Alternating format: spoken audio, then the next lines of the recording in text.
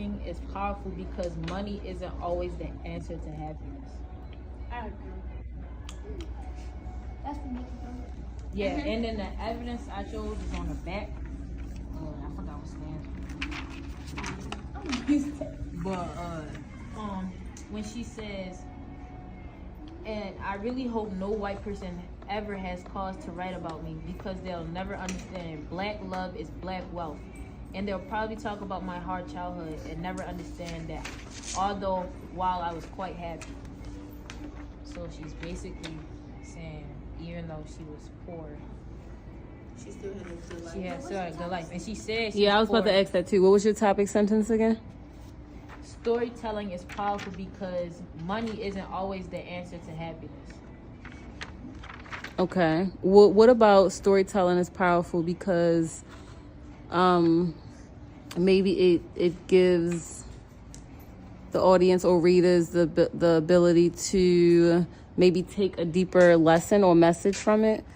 Because when you think about storytelling, you're thinking about like multiple stories, not just this specific story. You're just using this poem as evidence. So maybe one of the reasons storytelling is powerful is because of the author's maybe underlying themes or message, and how that can connect to readers. Does that make sense? But then you still use your same evidence, okay? So I did sometimes silence is the loudest kind of noise. My topic sentence is storytelling is powerful and meaningful because the author is able to motivate you through a text. For evidence, I said, according to the poem, sometimes silence is the loudest kind of noise. Line 13 says, like failure wasn't even a word we learned to spell yet. This is motive because people tend to give up when they see a bad grade, but in reality, failure is the key to success. Okay. Then, like, I'm not gonna say broke, but not having a lot of money because it was less stress for him. And now he got deal with the paparazzi and all that other stuff. Okay. Do you agree with that? Yes. Okay. All right. Let's think about What was that last one? Chase. Can you run that back one more time? The story being told is him not having a lot of stress when he was broke or not having a lot of money, and now he does. Okay. All right. This is very interesting, right? Because who wants to be broke? Raise your hand if you want to be broke. Oh, nobody. So let's go to the message now. What is the message? It says, how can this story affect individuals? What makes it powerful? What is the overall message, and then what evidence supports this? All right, Mike, go ahead. I think it's saying love and appreciate what you got. Yeah, just love and appreciate what you got because somebody's gonna have better stuff.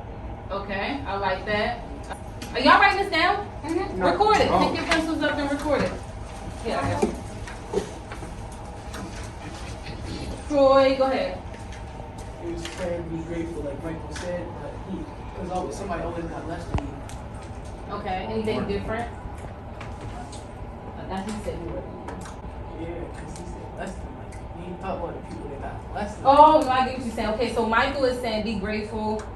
There's always someone that has more than you, so you don't kind of like look at other people to base your life on. But you're saying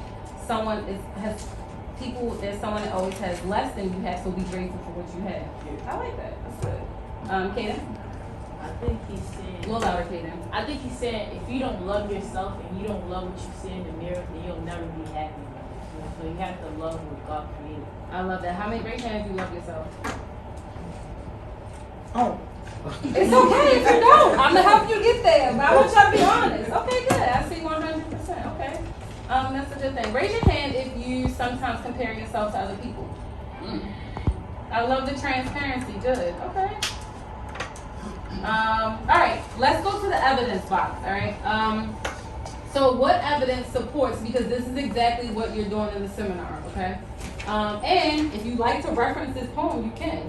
But what evidence supports this? So we're talking about this idea of like life before being rich, not being stressed. He doesn't probably necessarily want to be broke, but he's thinking more about that love and that happiness opposed to money.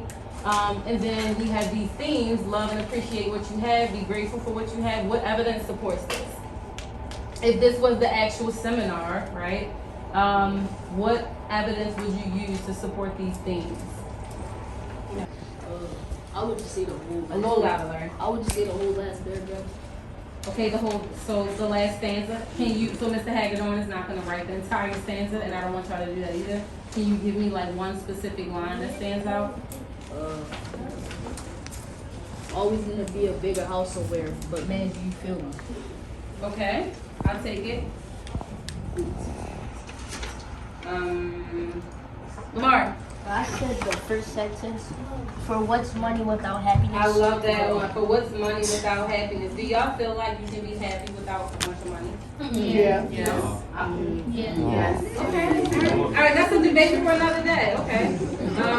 Y'all, there are a lot of people in the world that are rich, opulent, have tons of money, and guess what? They're miserable. All right. So, while money does make us happy, I love to go shopping. I love to get my hair and nails done. I love to buy new clothes. I love to eat. We all love to eat.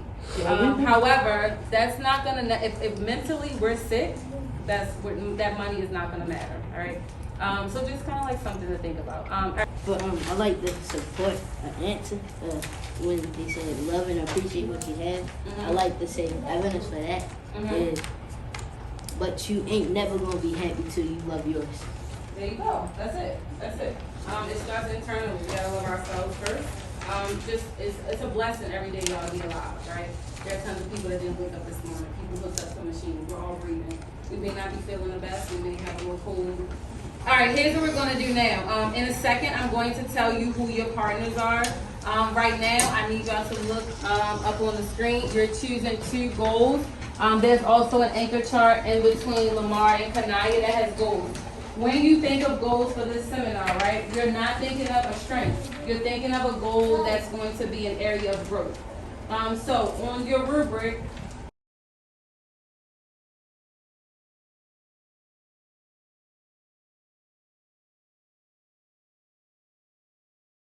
if you are a person who participates all the time in ELA, do not choose participation as your goal.